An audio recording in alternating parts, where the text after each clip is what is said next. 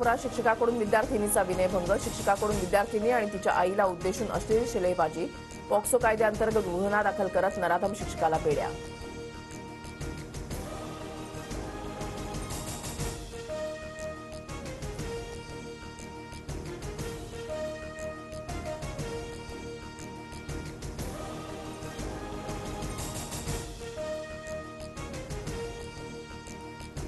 सांगलीमध्ये चिमुकलीवर लैंगिक अत्याचार करून हत्या, शेजारी राहणाऱ्या व्यक्तीनेच हत्या केल्याचा संशय, संशयित व्यक्ती पोलिसांच्या ताब्यात.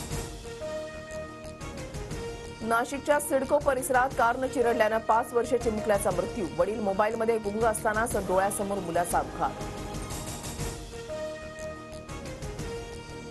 नागपुरातील मोठा ताजबाग परिसरातील कोंबड्यांना बर्ड फ्लूची लागण, 3000 कोंबड्या नष्ट, ताजबाग आणि आसपासचा 1 किलोमीटर परिसर बाधित क्षेत्र म्हणून घोषित. लाडकी बहीण योजना लाभार्थ्यांमध्ये 1 महिन्यामध्ये 5 लाखांनी घट, लाभार्थ्यांची संख्या 2,46,00,000वरून 2,41,00,000 छाननी प्रक्रिया सुरू असताना नवी माहिती समोर.